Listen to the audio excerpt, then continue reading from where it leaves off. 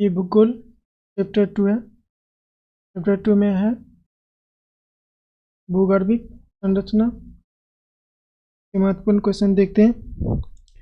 पहला क्वेश्चन है, निम्नलिखित में से कौन सा एक भारत में भूवैज्ञानिक समूहों के बनने का उनकी आयु के आधार पर सही अनुक्रम है?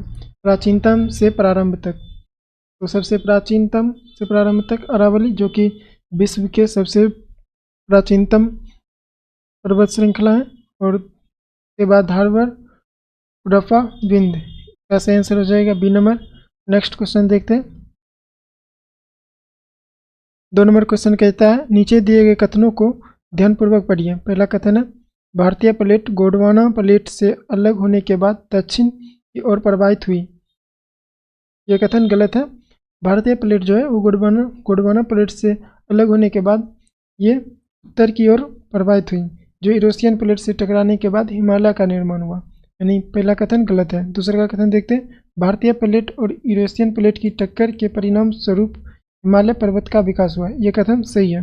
पूछ रहा है सत्य कथन कौन सा है, तो इसका आंसर हो जाएगा बी नंबर, केवल 2। नेक्स्ट क्वेश्चन देखते हैं।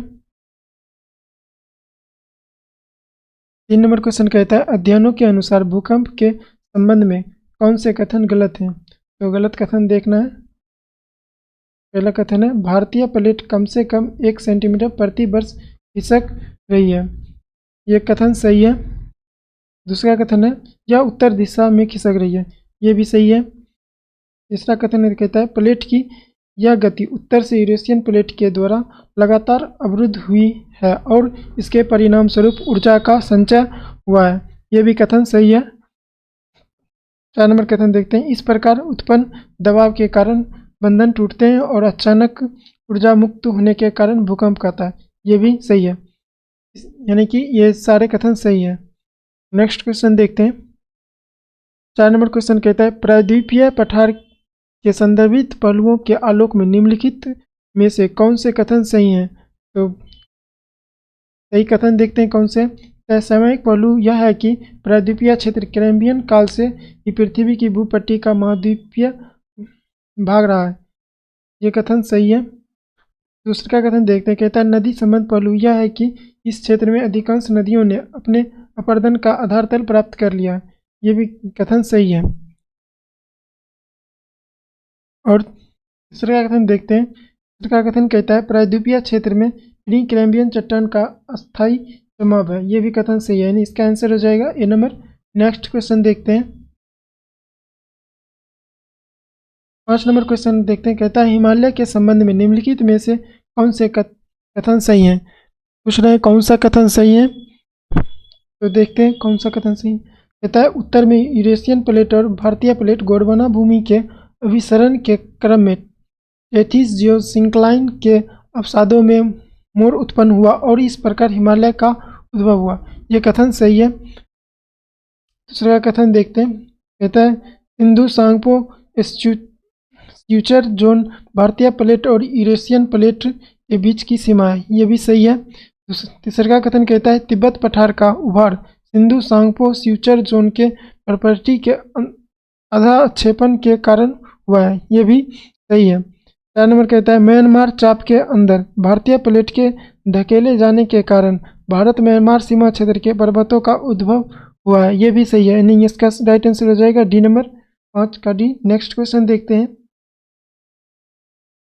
6 नंबर क्वेश्चन कहता है, निम्नलिखित को सुमेल कीजिए। कहता है, धारवर क्रम। यानी धारवर क्रम है जो है वो अरावली कर्नाटक, तमिलनाडु, छोटा नागपुर का पठार, दिल्ली एवं हिमालय क्षेत्र, कोलार की खाने इस प्रणाली के अंग हैं।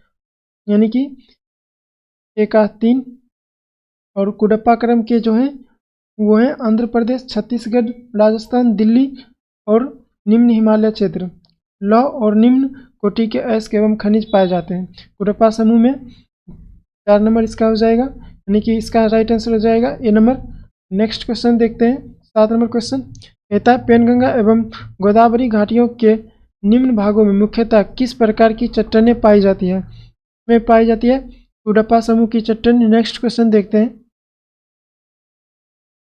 8 नंबर क्वेश्चन कहता है, निम्नलिखित कथनों पर विचार कीजिए। तो कहता है, भारतीय प्रायद्वीप गोंडवाना भूमि का एक हिस्सा था। ये सही कथन है। दूसरा कथन कहता है हिमालय का निर्माण पूर्ववर्ती तेथिस सागर की अविनति में हुआ है। यह भी कथन सही है, यानी इसका राइट आंसर हो जाएगा सी नंबर। नेक्स्ट क्वेश्चन देखते हैं।